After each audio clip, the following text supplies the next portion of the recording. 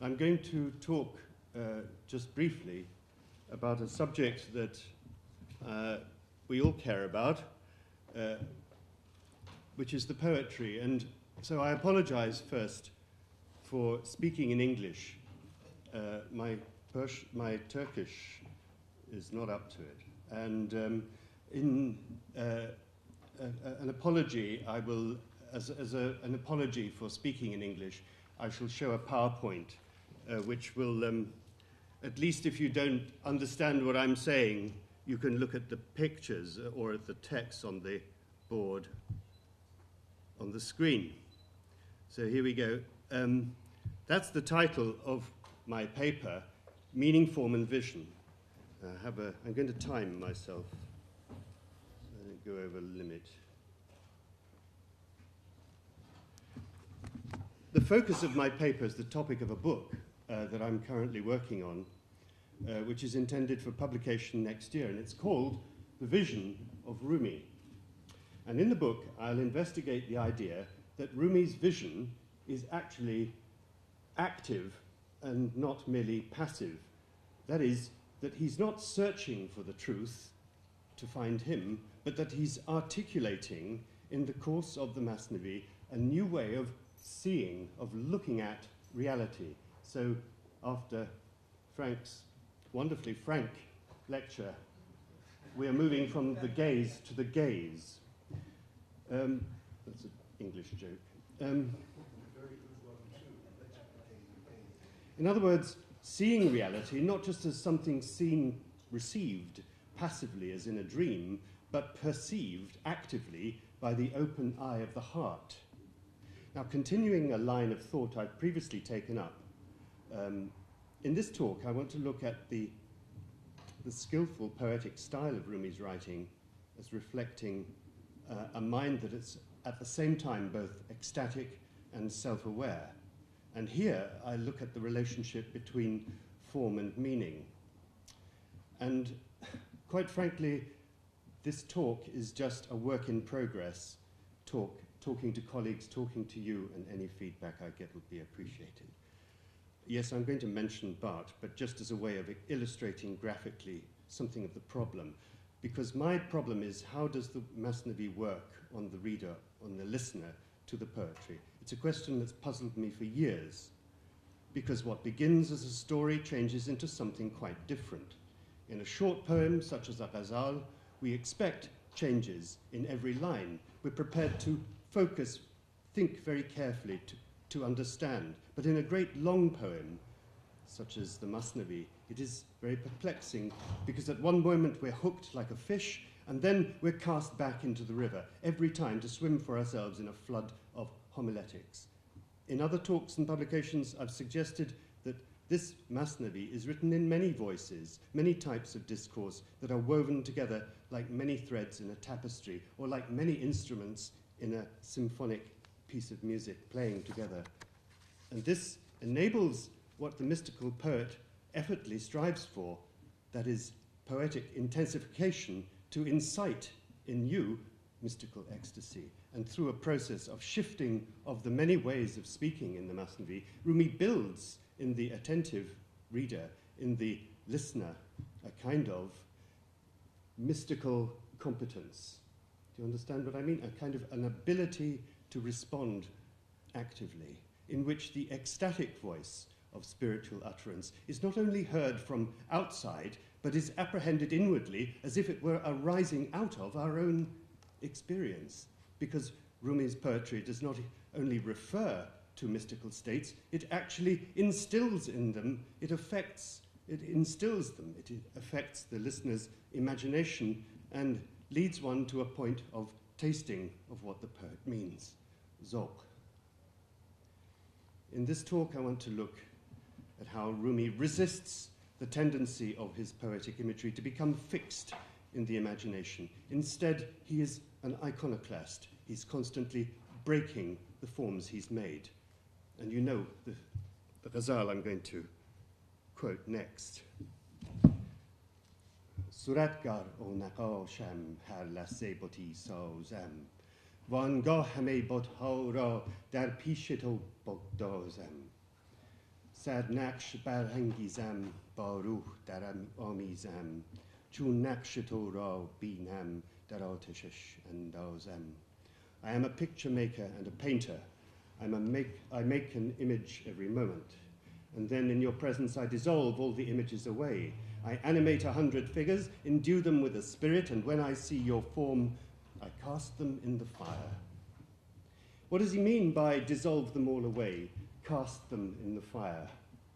In the language of modern literary criticism, I could say that Rumi deconstructs his own lines as he writes them. I've always had the image of a waterfall, of the water falling over as every line falls over the waterfall and dissolves. I'll try to explain this in non-postmodern literary jargon, but with a little help from Roland Barthes, a French writer and critic who founded the literary theory of semiology, or the study of signs. Now, in the Christian Gospel according to St. Mark, chapter 9, verse 47, we have the striking words attributed to Jesus Christ, and if your eye leads you into evil, pluck it out. Rumi has a similar idea in the third ghazal of his divan. You know it. Goft dar do chashmam aqabat khahan didan an sifat har juzv man chashmi shavad ki gham kharad man az ama ور عاقبت این چشم من محروم خواهد ماندن تا کور گردد آن بصر کو نیست لایق دوست را. He said, if my two eyes at last shall see that way, my every part become an eye, why grieve for blindness? But if at last this eye of mine remain deprived, let sight that is unworthy of the friend be blind. Blindness and sight, light and darkness make up powerful analogies or metaphors of understanding, especially mystical understanding across different cultures. For Rumi, lack of sight is illusion and delusion.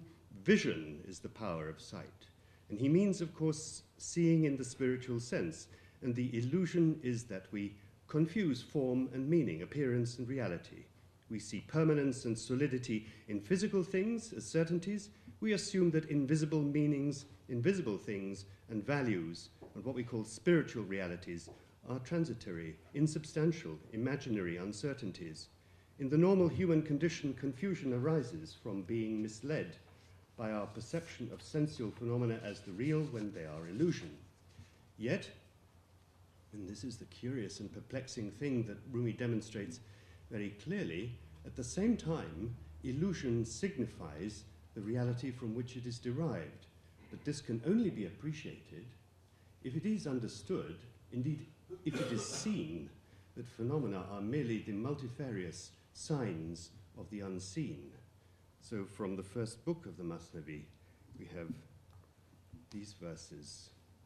On safat vaz nam che zayad khiyal, van khiyalash hast dalal vesal, dide dalal bi madlul hich, تا نباشد جاد نبود غول هیچ نامی بی حقیقت دیده ای یاز قاف و لام گل چیده ای اسم خوندی رو مسما را به جا مه به بالادان نه اندر آب جو گرز نام و حرف خواهی بگذری پاک کن خود را ز خود هین یک سری.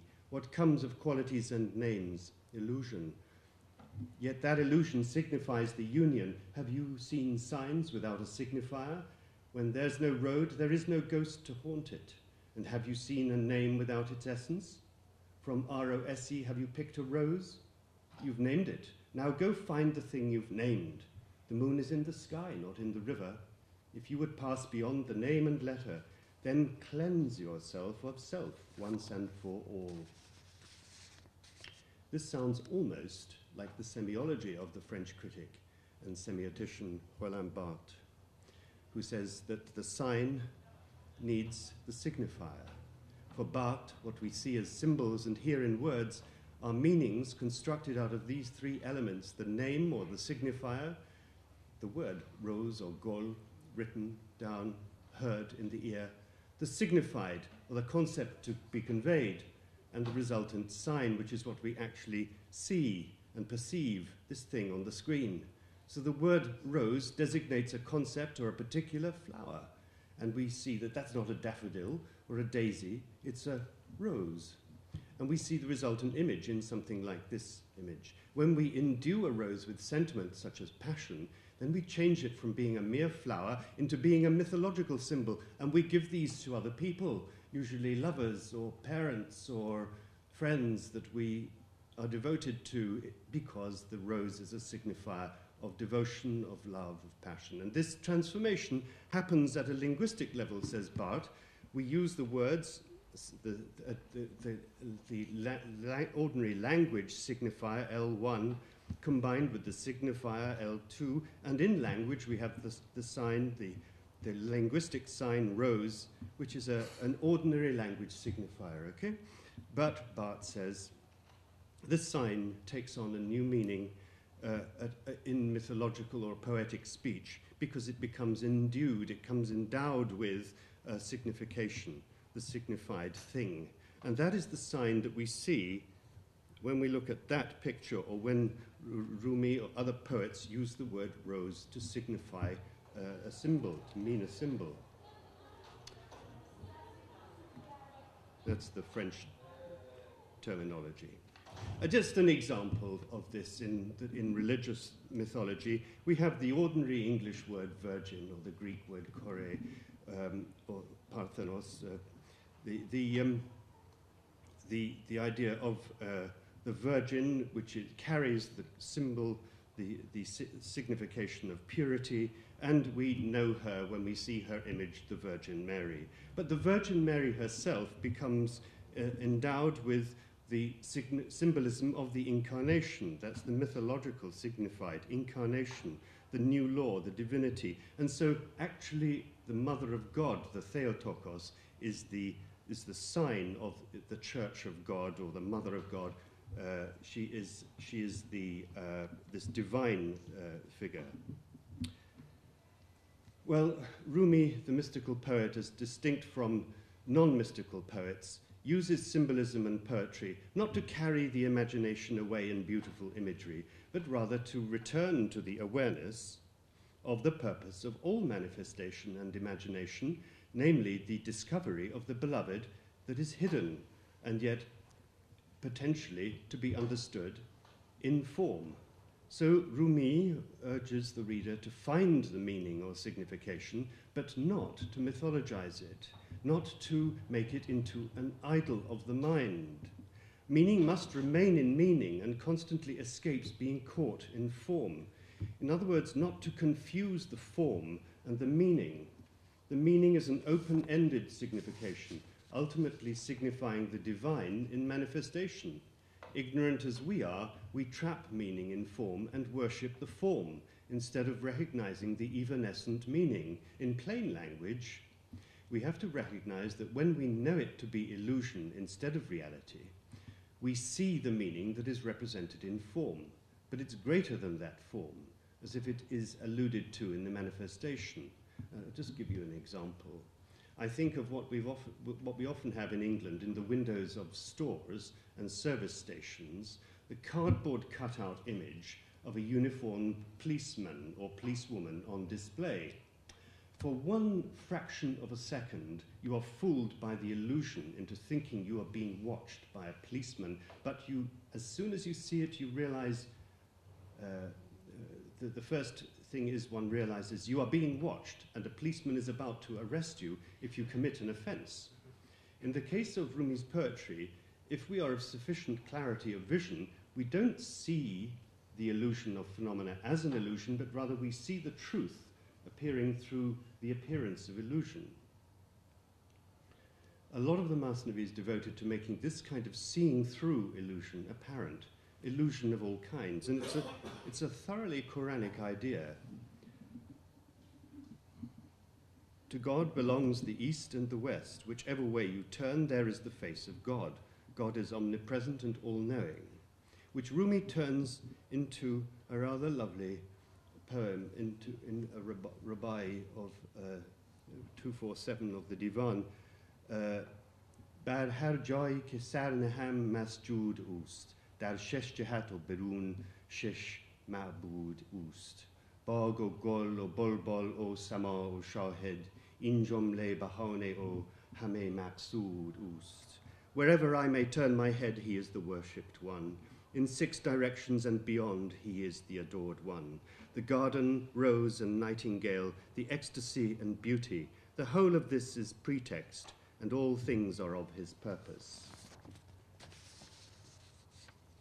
Now, vision has several meanings in English, and obviously, on the one hand, vision's the act and faculty of visual perception as distinct from hearing, feeling, seeing, vision in the active sense. On the other hand, a vision is something seen in the passive sense, actually or virtually, maybe a hallucination, with or without hallucinogenic substances. A vision may be an image, imagined or perceived, of a person or a scene of great beauty, sometimes, or ironically, as in a vision in pink, or conceptually as a vision of the brotherhood of man, the vision of a green city. A vision's the context in which a remarkable person or thing is seen in a dream, an apparition, or religious revelation, and so on. But the vision of Rumi, in the sense I mean it, includes several of the above senses, but one above all, and that is the corrected faculty of seeing. The divine oculist is putting your eyes right. From early on in the first book of the Masnavi, he utters a significant, an enigmatic line. Love so demands that these words shall come out. Ishq khahed kin sukhan birun bod, ayn ghamaz nabvad chun bod. Aynet dani chera ghamaz nist, zan ke zangar az rokhash mumtaz nist. Do you know why your mirror tells of nothing, that from its face the rust is not removed? The Masnavi is represented as an act of love, that is, as love has called it forth. The text reflects this like a mirror, but the mirror of human understanding is obscured by rust. Not much further on, you have this line you're familiar with. Desire and anger, khash mo shahvat mard ra ahval konad, sest qamat ruh ra mubdal konad, chun gharaz amad hunar pushide shod, sad hijab as del besuye dide shod. 100 veils divide the heart and sight. Those of you who know the Masnavi, I wonder what you think is the most often referred to common noun after God and man in the text. It may come as a surprise to some of you that perhaps the 2 most important words after those 2 in the Masnavi, with well over 1,100 instances across the 6 books, is I, either chashm or the Arabic equivalent, that is nearly twice as many occurrences as the word love. The other word with about as many instances in the whole text is heart. Eye and heart. The 2 vestibules of perception, the 2 crossing points into the other world, the eye and the heart. The Masnavi is literally the sight for sore eyes, as the poet says, Dide ma chun basi alat dar oost, ro fana kon dide khod dar dide doost. There is so much defective in our sight. Give up your vision for the sight of God, his vision and our vision, fair exchange, and in his vision gain all that you crave. This vision takes place not in the eye on the face, but the eye in the heart. The spiritual blindness of humankind is a chosen, not a natural condition, and one that's curable. Sight is intrinsic to human nature, but is marked by human contrivance. He says in Masnavi 1, you've wrapped clothing around your head and face. Ruha sarda jameha pichide eid. La jaram bi did o nadide eid. Adami did ast o baki pust ast. Dide an ast an ke dide doost ast. Chun ke dide doost nabvad kur beh. Doost ku baki nabashad dur beh. Without the friend in sight, sight's better blind. The friend who will not stay is better gone. The friend is the divine beloved, whose mysterious nearness to our existence is the whole subject of the Masnavi. The relationship between the human being and the divine friend is a mystery that's entered into. It's therefore a work of gradual illumination of the imagination. And central to this is the opening of the heart. The Apostle Paul said something like this. That's a quotation from Nasser. I wanted to quote Paul in Ephesians, says, "May the God of our Lord Jesus Christ, the Father of glory, give you a spirit of wisdom and perception of what is revealed, to bring you to full knowledge of him. May he enlighten the eyes of your heart." Perfotis menus tus ophthalmus tes cardias humon. It's a favorite image of perennial philosophers, as it reoccurs in many mystical traditions, including the Hindu, the Christian, the Sufi. It was celebrated by Fritjof Schuon in his work of the same name, The Eye of the Heart, and Said Hossein Nasr himself, who says about it, the symbol of the eye of the heart, Ain Qalb in Arabic or Chashmedel in Persian, is not confined to Islam but is universal, as we see in Plato's expression, and so on.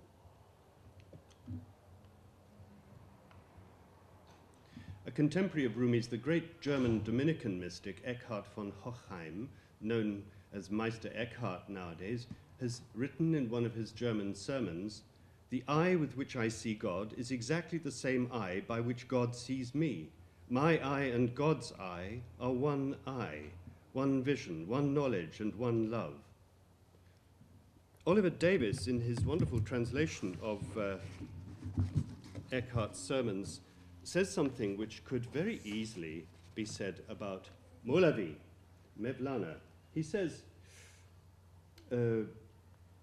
primarily in the German sermons, he exploits rhetorical imagery and radical linguistic strategies in order to effect a change in the minds of his listeners that conforms to his own understanding and experience.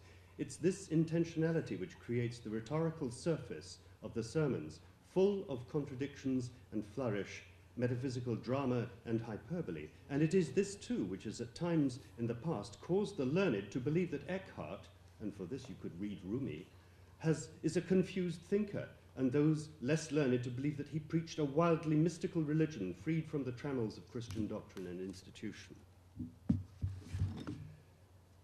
The operation of the mystical heart surgeon is different from that of the cardiologist of the medical operating theatre. His spiritual physician uncovers the veils which obscure the heart. Rumi's not working to unblock ventricles, but rather to restore the sight of the Chashmedel. You know this, "O brother, how will you perceive his palace when hair has overgrown your inner eye? Your heart's eye must be cleansed of hair and error, then go and have a look and see his palace." Since Solomon had cleansed his heart of wealth and power, he'd only called himself the poor. A stoppered jar, in troubled waters even, can float on water with its air-filled heart. So, when the air of poverty is within us, there's peace upon the waters of the world. Although this whole world is his sovereign kingdom, the kingdom is as nothing to his heart's eye. Solomon's kingdom may be the whole world, but in comparison to the capaciousness of the eye of the heart, it is as nothing. And the reason for the connection between the eye and the heart is expressed in one highly contracted verse. Nure nure chashme del, nure chashme chod nure delast. Nure chashmas nure del ha celast. Your own eye's light's light is the light of hearts. The eye's light is the outcome of the heart's light. Strangely, some 22,000 couplets later, at the end of the Masnavi, in Book 6, he says, "Jesm saye delast, jesm ke andar khure paye delast." The body is the heart's shadow. How is the body worthy of the heart?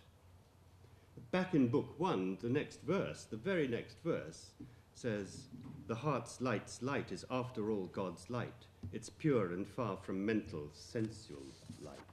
As the light of the eye is illuminated by the light of the heart, which in turn is illuminated by the light of God. This subject brings us early on to the interior of this book, my own book, and Rumi's work. So when Rumi is reflecting on the very brief but well-known story of the Greek and Chinese painters, which actually I'm going to skip because I'm running out of time, but you all know it. I'm sure the the opening of the doors, revealing the burnishing of the Greek painters had outstripped the beauty of the actual painting of the Chinese painters.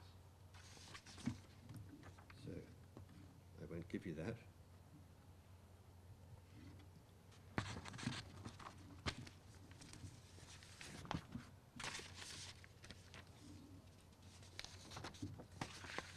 None of these passages are really about reflections, mirrors, and eyes at all.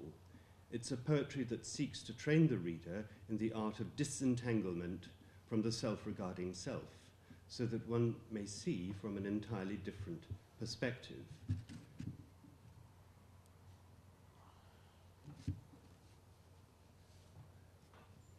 He says, oh, I've actually... Ooh. Yes, he says, Sad chu alam dar nazar peyda konad, chun ke chashmad ra be khod bina konad. He makes 100 worlds like this appear when he makes your eye see him in himself. The radical readjustment of vision is to see God not from the point of view of the human self, but to see him in himself, as this text puts it. And so my question is, how does the poet effect this realignment from the supposedly natural perspective of human psychology caught in the state of selfhood to the state of mystical perception? One thing is clear. Rumi doesn't attempt to achieve this reorientation through the use of rationality, the intellect. The image of the eye and of the heart is one of several bold poetic images intended to subvert the dominance of the theological and philosophical intellect.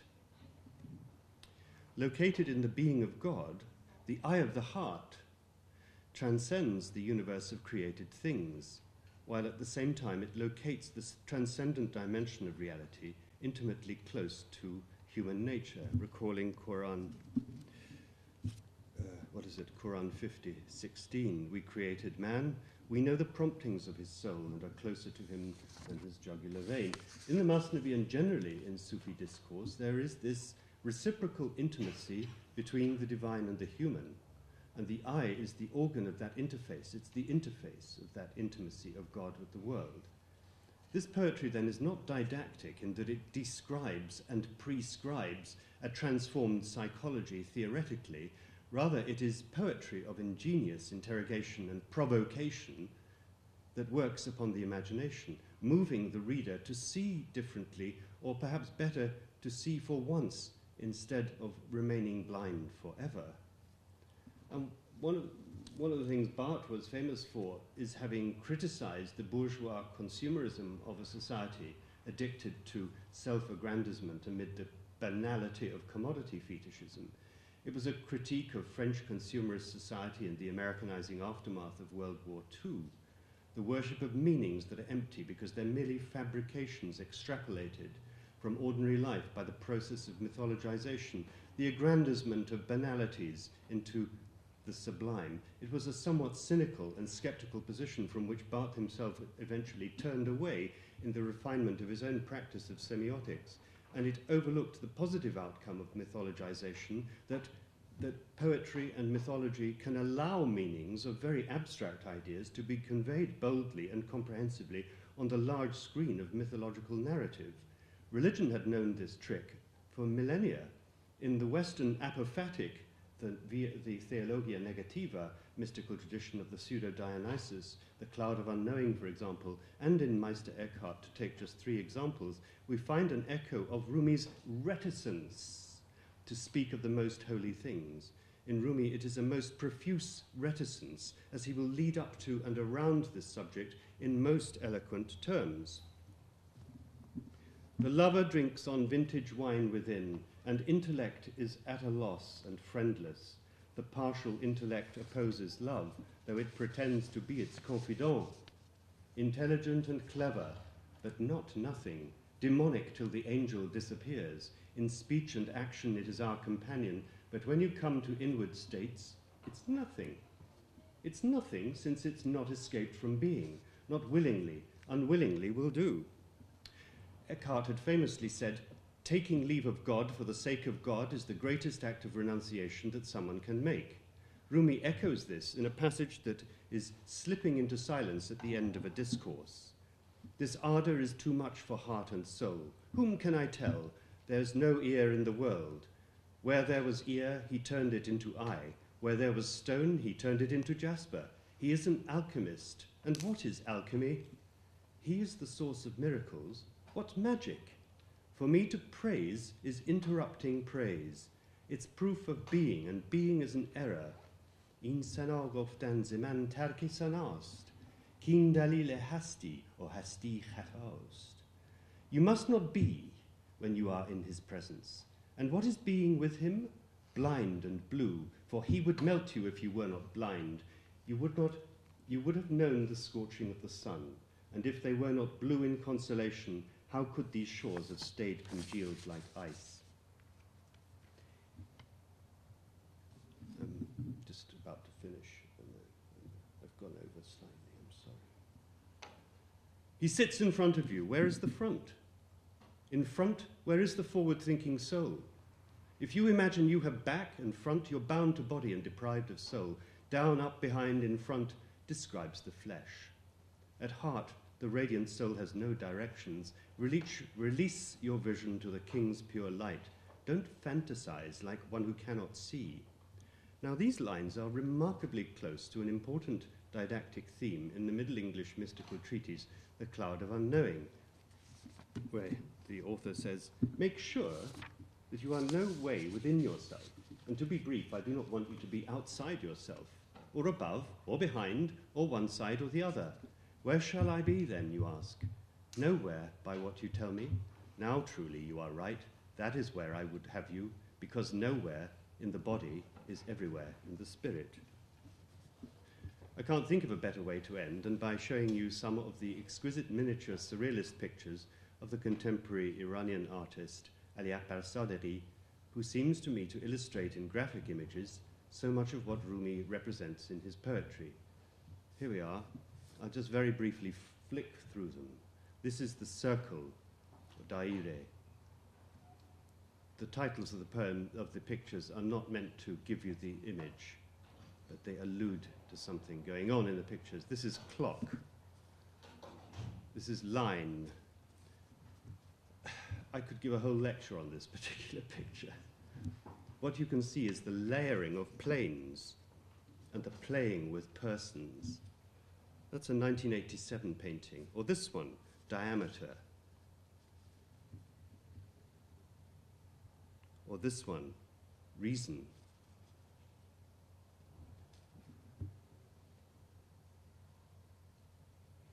This one of my most favorite, called Second Chapter. And lastly, the real, haqiqi, is what Sadeghi calls it, an extraordinary visual depiction of something that's going on metaphorically in the poetry. Anyway, thank you very much for your attention.